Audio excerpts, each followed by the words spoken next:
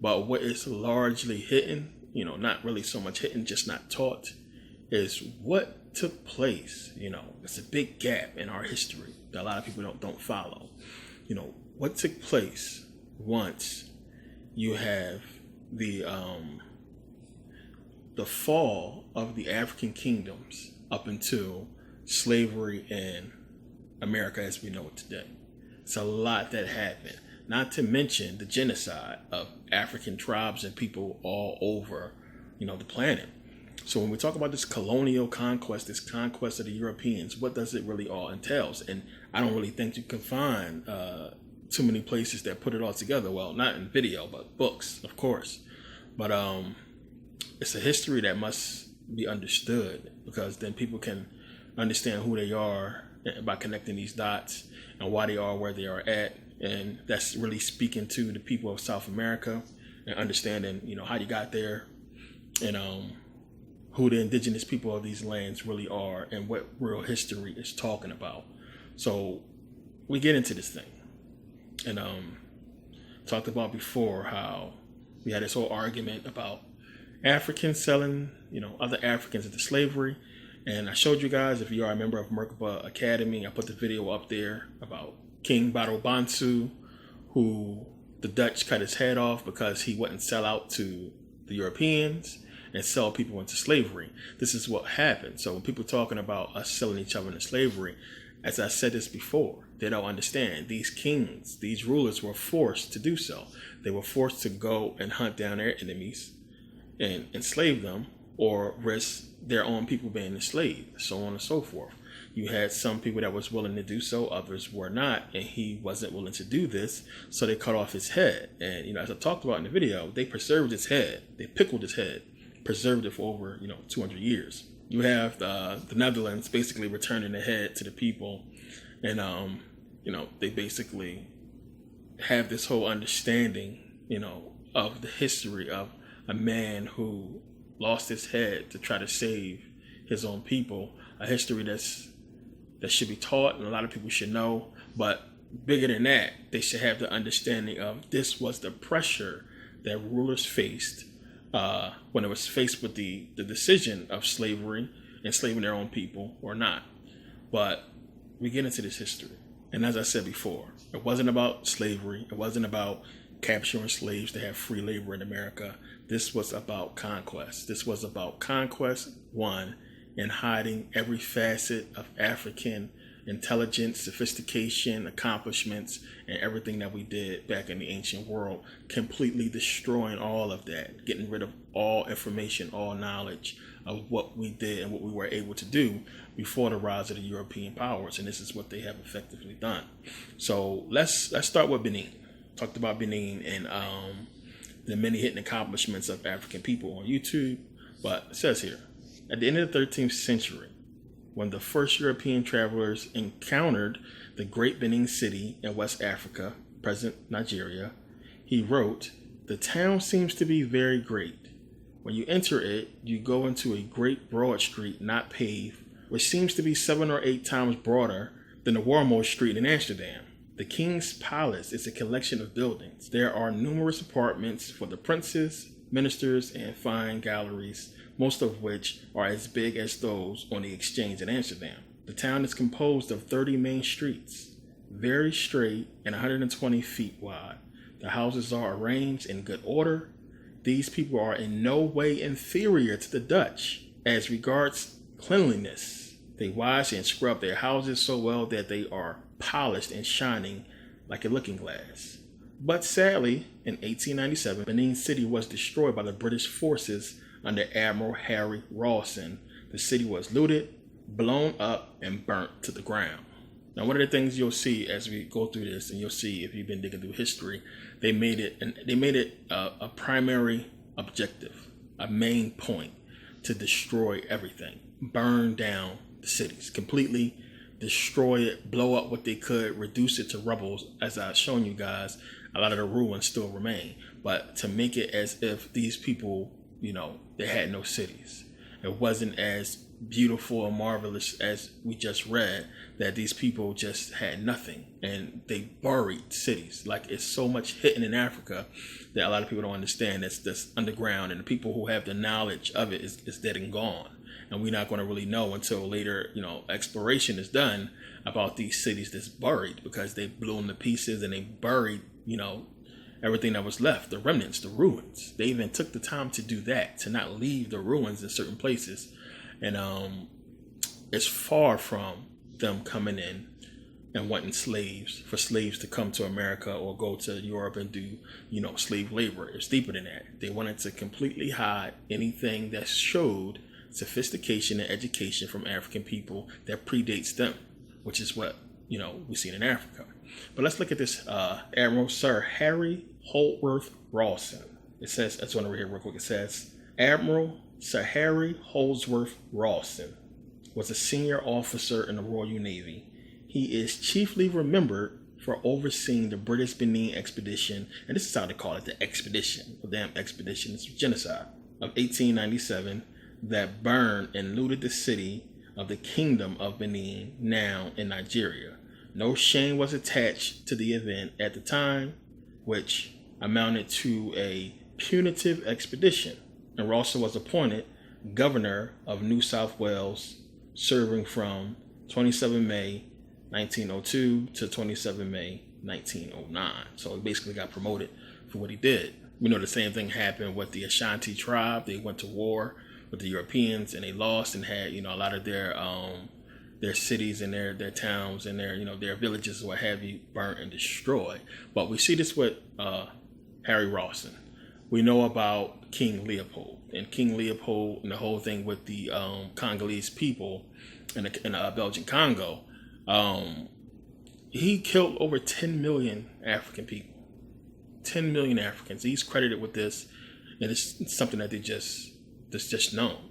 Over 10 million people. I mean, that's enough people to fill every NFL stadium in America 3 times. And think about that. Every single NFL stadium, you can fill it 3 times. That's how many people this man killed. You also have General Van Trotha, who was responsible for the Namibian people's genocide of the Herero tribe. These people went to war with him from 1904 to 1907, and they lost once, of course, they came with the guns, and it was a complete massacre after that. But we have, 3. We can keep going down the line with this. These European generals we're going to keep seeing coming into African territories, completely destroying the people and walking out of there with gold or what have you and everything else and keeping it moving. Now, this is before, this is after we get into, a lot of the stuff that was happening with the sub-Saharan slave trade. This is just like them cleaning up. You had the sub-Saharan slave trade still going on. And then it was like this big, this big need for slaves for some reason, because they wanted to develop the New World because of the deal they was having that was going on with the people, with the Moors. We're going to get into that. Them understanding what was going on in the Americas. But it was at some point they came together and they had it all set up and laid out to go into these kingdoms, because as I said before, they went into the kingdoms where it was advanced, where they was sophisticated. This is what they destroyed. They didn't really care about the tribal people, which is why they still are allowed to live and survive today, because they're tribal. They're not trying to build major cities or trying to really be leaders in, agriculture or trade or what have you, like these cities was doing. It was leading the world, and everybody was coming from around the world to come trade and learn from the Africans. These were the people who they targeted for destruction, and this is what they was doing. But then we understand what happened with the Tasmanian people. A lot of people don't know that whole story. But you had, for a long time, Tasmanian people been around for over 40,000 years. And once the flood happened, it was a flood that basically brought a lot of sickness to the Tasmanian people, and their numbers started to decline. Their numbers started to go down. And the land it was on, the island of Tasmania, they wanted the land, of course. They came in there, they were trying to get it for a long time, and they was wiping the people out before they admit. But you had, in 1833, George Augustus Robinson, who was sponsored by Lieutenant Governor George Arthur, So George Robinson seen that, the Tasmanian people numbers basically went down to like 200. And they wanted the land so bad they didn't want to wait till these 200 people died or try to kill the last remaining 200 people. So he basically got funding. And he took the 200 people from Tasmanian Island to northeast of Tasmanian Island to a small island called Flanders Island or something like that. Flinders Island. And about 14 years later, from 200 Tasmanian people, was like 47 left. Then 45 of those people died, and it was 2 left that they transferred to Oyster Island, where they later died. So you had the complete genocide. These people wiped out so that they can take the island of Tasmania from these people. Now, the reason why they agreed to basically follow, this general was because he was a preacher. He was a religious person. It was somebody who they knew, they was familiar with, that they let come in. And once people started dying off, they didn't really understand. It probably was, chemical warfare, or they released some kind of, sickness onto the people, and they started dying off. It's the same thing if we go back and look at what happened with the Herero people and the Ashanti, who they basically, they didn't want white people in there. And they were still naive about it because you had white people coming in who was peaceful and was helping out and was teaching, but they didn't realize that they was, infiltrators. They was there to basically get the lay of the land and understand the people, so later these generals can come in. And this is one of the reasons why I've always been against religion. This is how they came into a lot of these tribes first. They came in peaceful, bringing food, trading with these people, being, really nice, but really doing reconnaissance and getting the understanding of who was what and what was going on. So later these generals can come in and take over. But even still, you had people from these tribes say, any white people come in, we're going to kill them, except for, the missionaries and so on and so forth, because they didn't understand that these people was bad as well. And they was just there to infiltrate. So we have this. We had to have this going on. You have to understand this. You're going to find this a lot. You have these different tribes, different parts of Africa. They coming in there, killing them off, moving on. This is colonization. This is genocide that we're seeing here. Now, we understand that this was going on in Africa, but a lot of people don't understand what was taking place in South America. And this is one of the questions I get from a lot of my Latino followers, a lot of my people that's from the Caribbean, a lot of my Mexican people that's been following me. They've been wanting to know about this history and what took place. And it's a lot of information out there about this, but this is what you got to understand. One, you had the whole genocide of these Africans and what was going on in Africa, but we also understand about Columbus, Ponce de Leon, and the whole genocide of the Taino people or the Taino people down in the Caribbean. So we're talking about the Taino people, which would be the people of the Caribbean. We're talking about Jamaicans, we're talking about Puerto Ricans, we're talking about Portuguese-speaking people in Brazil, the Bahamas, Dominican Republic, so on and so forth.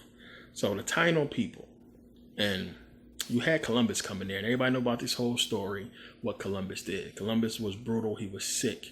They raped the people. They had no mercy on these people. It got bad. It got so bad that people was committing suicide because of how bad they was killing people. They was taking people by the 13s and hanging them, saying that it was because of to pay tribute to Jesus and the 12 apostles, or Jesus and the 12 disciples, or what have you. So they were sicking dogs, having dogs chase people down and rip them to shreds, killing babies, killing men, women, and children, hanging them. They just had no remorse for nobody. They killed millions of people. They killed half the population, upon arrival. Once they got there, the first few months, they was there to kill half the population of the Taino people. It got so bad to where they had to bring Africans in, other people from Africa, to basically handle trade and basically, do the labor there. The people that was left, they put them through hard labor. They was raping the women, spreading diseases and sickness, and teaching Christianity at the same time, believe it or not. So, it was rough. It was crazy there. It was one of the hardest times that we see on record, besides what was going on in Africa, that these people had to endure, for a long time. So there has been this whole debate and this whole question of who was the indigenous people of the Caribbean. It would be the Taino people. But, for my, Puerto Rican, Dominican, my Latin American people who's been following, this is what you got to understand. If you are of mixed race, you are not indigenous to anywhere. It's just that simple. And that's tough for people to understand, but you are not indigenous to anywhere if you are of mixed race. Because the two races that brought you into existence had to exist before you. It's common sense. But you got to go back and look at the history as to how you got in a particular locale in the world, and it had to do with really the conquest of the Europeans when you begin to understand. Most people think that the race has been around forever. Since the beginning. A lot of people don't understand the history, so don't understand how they came about. A lot of people just believe, we've been here. Puerto Ricans been here, Dominicans, we just always been here, and this has always been our land, since the beginning. They don't understand that history. But you got to understand, it's only one race. It's just one. If you're not of African descent, then you are of mixed race. White people are a mutation of African people. So now, I talked about this before. It's going to be hard for some people who didn't see to understand. So the indigenous people that's in China comes from the San people of South Africa. Plain and simple, you take a look at them, you can see this is where Asians come from. And as you've seen in the video, this is what they came to the conclusion of. This is well known and widely known across the world. It is unchallenged research because you can't dispute actual DNA genetic fact and proof, which is why Dr. Keith Chang in the first video has gone unchallenged, as well as the other gentlemen as well, because they proved it. And it makes sense anyway. You can look around and see, one, no white, Puerto Rican, whatever person can produce a black person. Just that simple. Well, we can go look in Africa and we can find black people with blonde hair and blue eyes. We can see black people have white people, albino babies with blonde hair, white skin. You can only see that coming from African people. You can't see that vice versa nowhere. There's nowhere on this planet where you've seen a white person turning black or their skin turning black. You've seen with vitiligo where you have a black person with white skin, and that can completely keep going until their skin is completely white. And talked about that in plenty of videos before. So that's clear to understand. It's not an ego thing. It's not a bragging thing. It's just genetic fact. The original people are African people. It's just that simple. So the indigenous people who already been here and populated the entire planet and was all over was already African people. We can go back and look at the artifacts. We can look at the Olmec heads. That predates Columbus by, a long time. These people have already been here, have already established themselves on the planet before the conquest of the Europeans. And as I talked about in meditation part 3, about how you had this connection of spiritual people. Everybody was in this spiritual togetherness, following the same things until the Europeans came and destroyed that, because they were the only group of people that didn't have civilizations back in ancient times that was following this whole, spiritual following that, the ancient Egyptians and the people down in Mesoamerica and ancient Asia and so on and so forth was following the same teachings that the ancient Egyptians was pointing out, except for the Europeans. So this is one of the reasons why they did what they did with Conquest. So now, as I said, you had Columbus come in, kill millions of people, so much so that they had to bring over Africans to South America to basically, help with the workload. But as I said, the people that were already there was already black, who came from Africa thousands of years prior. So a lot of people was wiped out. But you got to understand, Christopher Columbus is Italian. He's an Italian man. He was there for the Spanish crown. The Spanish crown that was basically held by Ferdinand and Isabella during that time. Now, Ferdinand and Isabella was under the rule of Rome. Rome was ruling Spain during this time, which is why Columbus, being Italian from Rome, why he was appointed to task, but he was basically following the orders of Rome, which basically gave those orders to Ferdinand and Isabella on the Spanish throne. So, understand, Spain was, pushing out Columbus and sending him on so many different expeditions. And this is what he was doing. Rome had already basically took over Spain from the Moors and colonized it. I was just there, last year, I think it was, year before last, where, as I said, you look at the people in Spain today, they're white people. They white. Just look at them. They white. They look like regular white people because their descendants came from Italy. You go to Spain, none but white people. Go to Portugal, basically the same thing. It's because Rome took over back then, colonized the place, and they exist there to this day. So, Dominican Republic, Puerto Rico. If you're from Dominican Republic, you're from Puerto Rico, what language do you speak? You speak Spanish. Same thing over in Brazil. If you're in Brazil, what language do they speak in Brazil? They speak Portuguese. So you have Portugal going back to Spain. You have Spain, the people from Dominican Republic, from Puerto Rico, speaking Spanish. It's from Spain. And a lot of people, I know that's a simple connection, but a lot of people have not made that connection. You got to understand the old, because they call Puerto Ricans, they call Latin American people Hispanics. If you're in America, they call you Hispanic. It's on the job application. But what the Romans called Spain back in the day was Hispania. That's what it was known as. So this is where you get this language from. It comes from the Romans. Now understand this. Spanish as well as Portuguese are both Romanist languages, meaning they came from Rome. So you got to understand, what you are and what your descendants are and where they come from. Go look in South America. Look in Panama. Go look in Brazil. Go look in Argentina. Go look in a lot of these places and you'll see the whiteness there. Plain and simple. White as day. Same thing with Puerto Rico. You got a lot of Puerto Ricans that can pass for white folks because they're mixed. And that's the thing they don't really understand. You have a lot of Puerto Ricans that basically will not admit that they have any kind of black or African blood within them. But during this slavery, during this whole time of conquest, after they done raped and pillaged and destroyed and rebuilt the land for their people, they brought over their people. Plain and simple. Same thing they did in North Africa, as I talked about before. Once they come in and take over the land, they bring their people in to build and basically, colonize the place. And this is what happened in Puerto Rico. It's what happened in Dominican Republic. It's what happened down in Brazil, Latin America. You had these people from Spain who was already speaking Spanish, which is a Romanist language that developed over time, come over there and later on would mix in with the indigenous people there, or some of the indigenous people there that was, African or, Caribbean or whatever you want to call them, mixed in later on with a lot of them.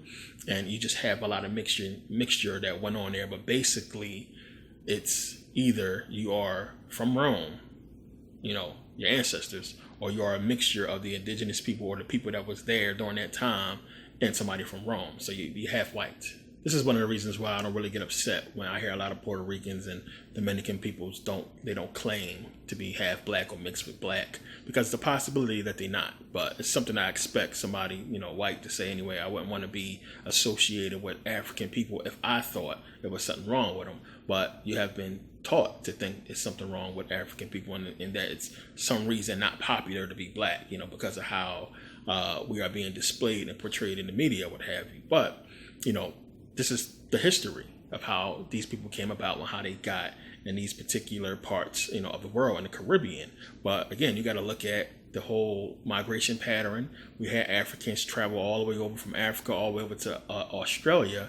You also have the current that takes you from South Africa straight into South America. So you had the Aboriginal people coming over from Australia, coming over from Africa, who basically sailed to South America and began to populate there. And as you had the whole land bridge, there's a whole ice bridge that was basically blocking the pathway from North of America, Canada, and Alaska, what have you.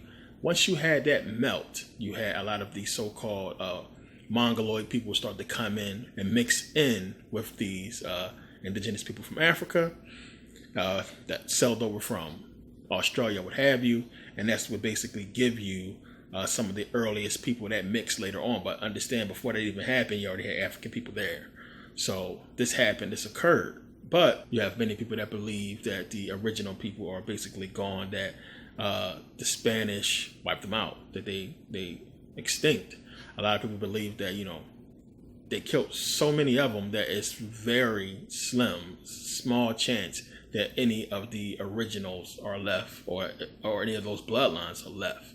But it says here, firstly, I am somewhat disappointed that the editor failed to discuss or debate the controversial and outdated hypothesis of Irving Roos regarding the conquest of island-dwelling Arawaks by cannibalistic Caribs migrating north from South America. The ethnic distinction between Taino and Caribs is problematic at best, and the Carib cannibal myth has been thoroughly debunked in recent literature, especially by writers such as Whitehead and Hall.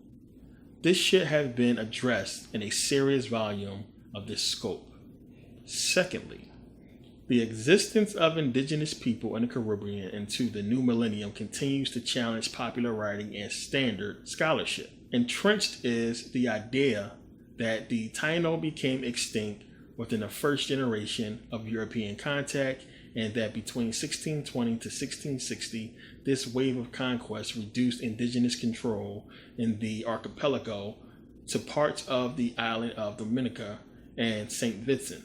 But Caribs and Arawaks did survive outside these areas of indigenous political control, yet it rarely acknowledged. How often does one see reference to the fact that there is only one official preserve for the indigenous island Caribs, and that is on Dominica?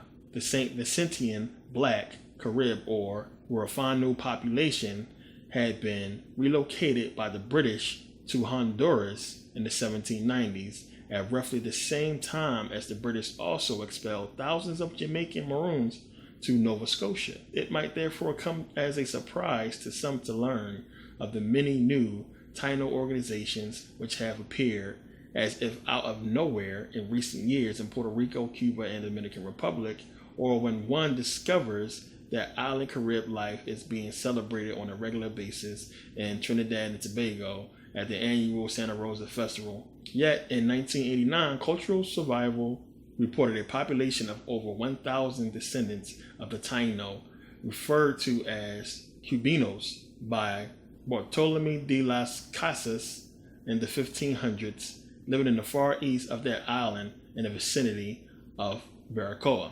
For various reasons, the existence of an Indian population in Cuba has been vehemently denied by both government sources and academics for most of this century, and the belief persists that they were exterminated by 1550.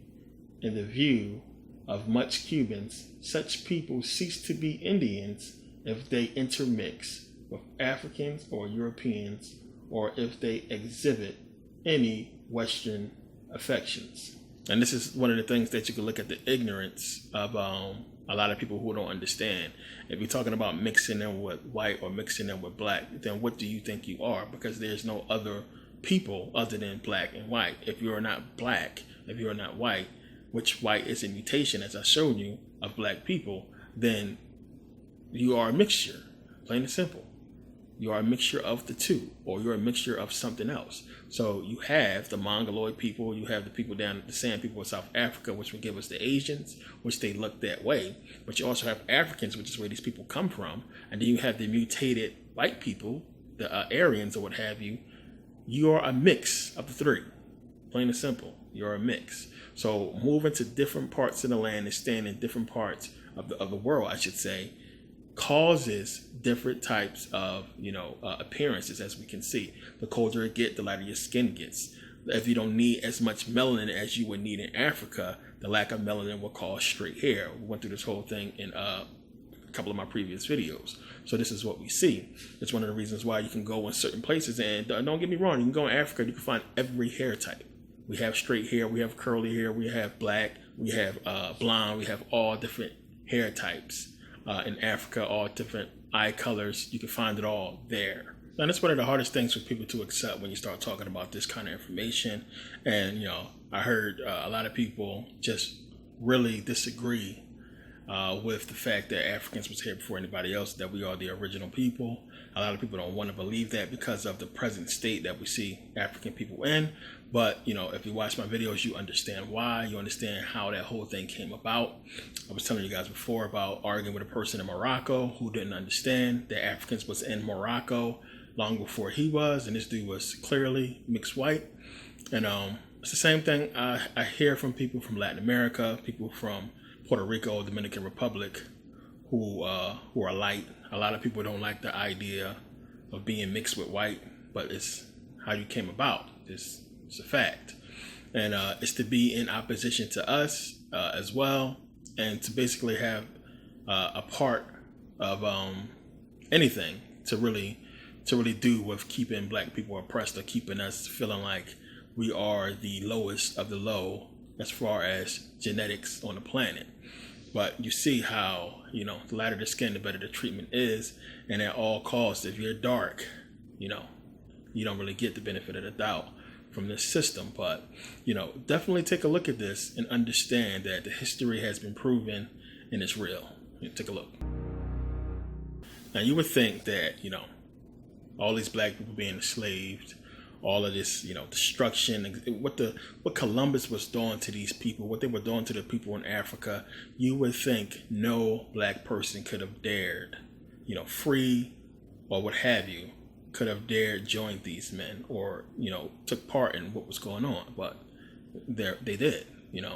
There were people that were black that was with Columbus, that was with Ponce de Leon, and that aided in the massacre of a lot of these people down in South America and the Caribbean. And a lot of people know who these people are. But let's read here.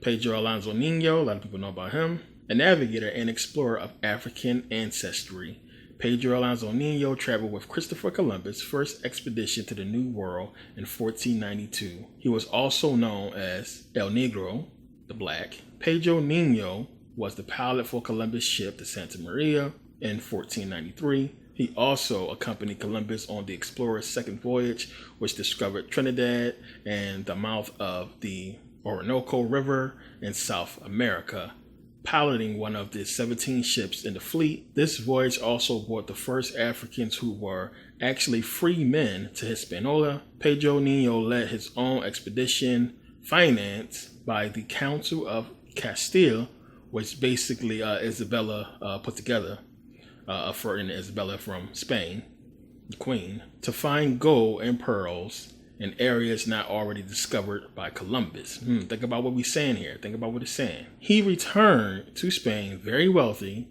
but did not live up to an agreement he had with the king to turn over 20% of his treasure, known as the royal faith. He was arrested and died in prison before his trial. Another here, the story of Juan Guerrero. He was born in Africa. As a young man, he was taken to Seville as a slave. There is no record of his tribal name, but he took the name Juan Guerrero, meaning handsome John, while a servant to the Spaniard Pedro Guerrero. About 1502, Juan arrived in Santo Domingo as part of an expedition to the New World. He was among the first blacks to land in the Americas. Which is bullshit. Blacks already there. He was trained in the military art of the conquistadors. Guerrero was counted among the men that went with Ponce de Leon on his search for the Fountain of Youth in Florida in 1513. It's a true story.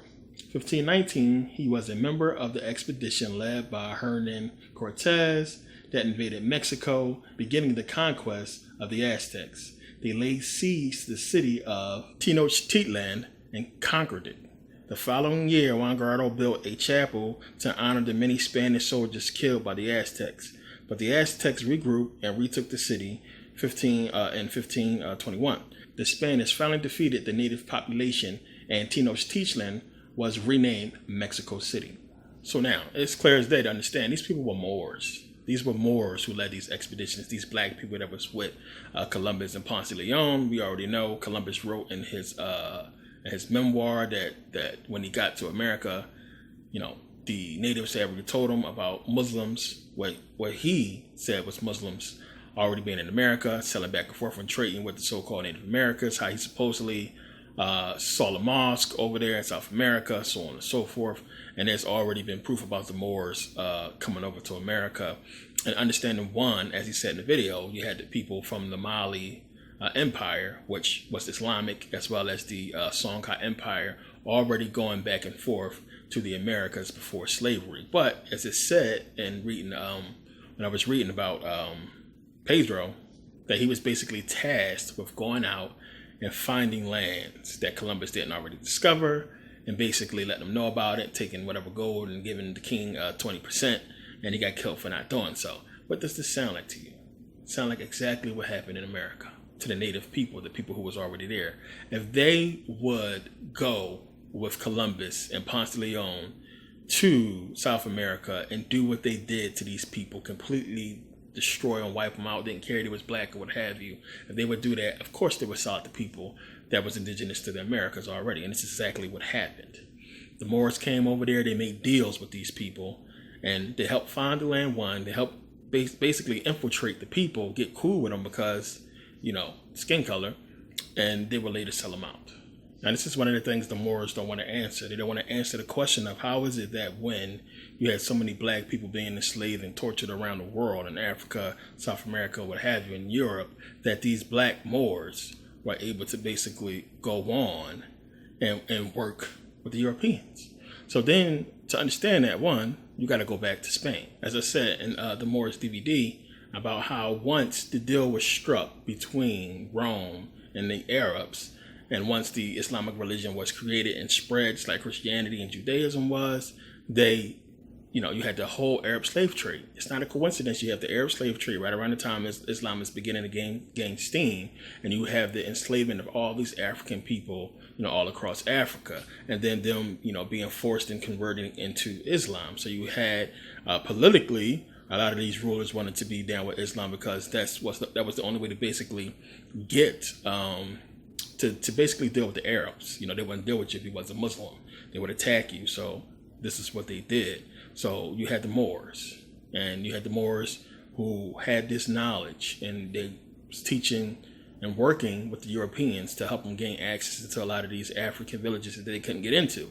So the Moors traded, as I said, and it's one of the questions that they can't answer is how was they not enslaved like we was? They was basically spared. Well, the only reason why is because they had knowledge, and that's basically what Moor means. It means a learned African. And when you look at Moor, it says here, the origin of the English term Moor is the Greek word Maro or Maro, which literally means black. I'm going to go down here, forget the rest of that. It says, the term Moor refers primarily to the Muslim inhabitants of the Maghreb, the Iberian Peninsula, Sicily, and Malta during the Middle Ages. The Moors initially were the indigenous Maghrebine Berbers. The name was later also applied to Arabs.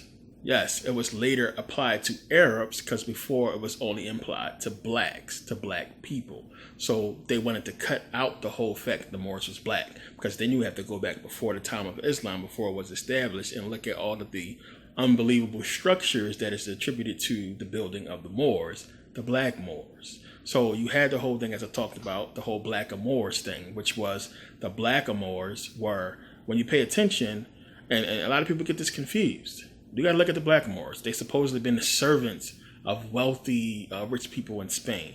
But what servants do you know dress better than the master?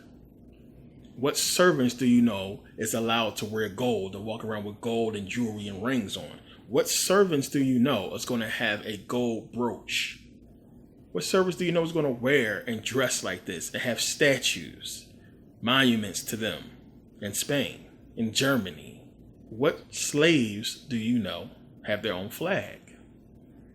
It's something that you have to really pay attention to, understand. Why would they have all this stuff if they just servants?